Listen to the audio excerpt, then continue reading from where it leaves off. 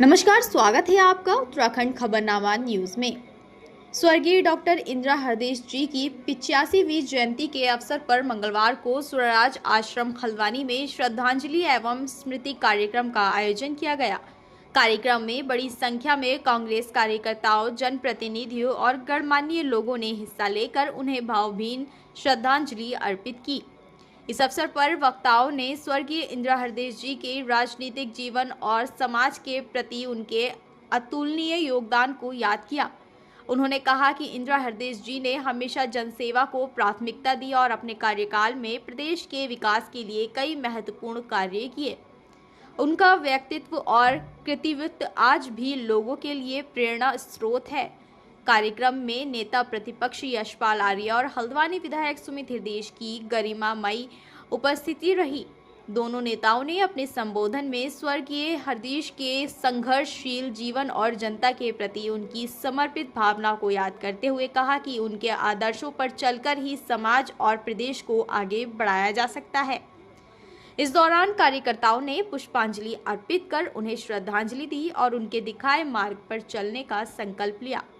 कार्यक्रम का आयोजन जिला कांग्रेस और महानगर कांग्रेस के तत्वाधान में किया गया। आपने देखा ही होगा। देखिए, हमें बड़ा अल्प समय मिला क्योंकि आप जानते ही हैं कितने कार्यक्रम थे और नवरात्रों का भी अवसर था, तो सारे लोग आए और हर क्षेत्र से, हर धर्म, जाति और कांग्रेस के पृष्ठभूमि के लोग, कुछ लोग का जो इनका व्यक्तिगत भी बहुत संबंध था, सब आए। मैं उनको धन्यवाद देता हूँ कि आपने आकर हमारा सबका आदर सम्मान भी बढ़ाया। और अवश्य उनकी स्मृति देखिए इसलिए आवश्यक है और उनकी याद इसलिए आवश्यक है क्योंकि जो कार्यशैली, जैसे आदरणीय नेता प्रतिपक्ष जी और अन्य लोग कह रहे थे, जो कार्यशैली और क्षमता थी वो किसी से छुपी नहीं थी, पक्ष हो विपक्ष हो। और कभी भी हल्द्वानी वासी जहाँ का उन्होंने प्रतिनिधित्व करा, कभी नहीं कह सकते कोई पक्षपात उन्होंने करा और कभी ना कोई किसी वोट बैंक की ना अन्य राजनीति करी। कोई भी सड़क, गली, कोई भी विकास का कार्य कभी भी उन्होंने भेदभाव के साथ नहीं करा।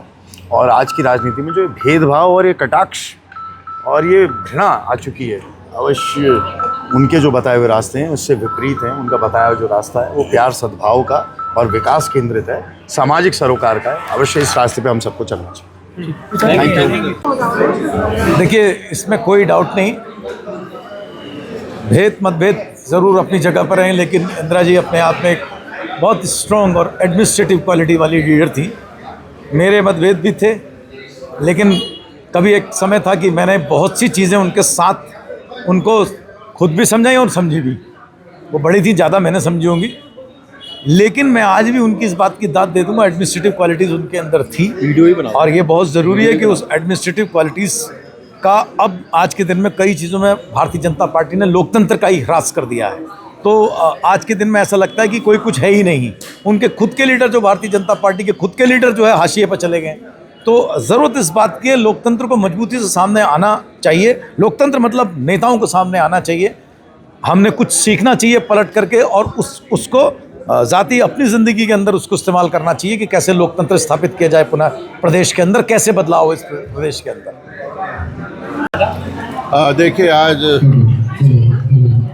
हमारी दीदी इंदिरा जी की 50वीं वर्षगांठ है और निश्चित रूप से उत्तराखंड के विकास में, उत्तराखंड के सर्वांगीण विकास में उनका एक अविस्मरणीय योगदान रहा है।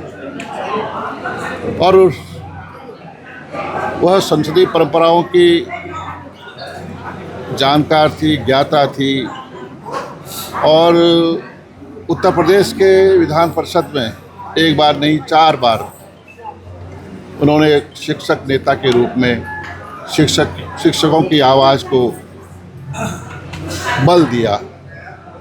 एक प्रखर वक्ता, एक साहसी महिला और दृढ़ता के साथ, मजबूती के साथ जनता की आवाज़ को बल देने वाली नेता बहुत कम देखने को मिलती हैं। निश्चित रूप से आज भी और आने वाले दशकों तक इंदिरा जी हमारा, हम सब का जो उनका जीवन व्रत है, जो उनका व्यक्तित्व है, जो उनका कृतित्व है, हमें प्रेरणा देगा। और निश्चित रूप से मेरा मानना है कि इंदिरा जी के पद चिन्हों पर चलते हुए जो कांग्रेस और देश को, प्रदेश को आगे बढ़ाने में सभी की भूमिका निश्चित रूप से महत्वपूर्ण होगी, ऐसा मेरा विश्वास है। यशपाल जी, अब देखिए, स्पष्ट हो चुका है कि हमने कहा नहीं, सरकार तो चलाना तो अभी को आता है।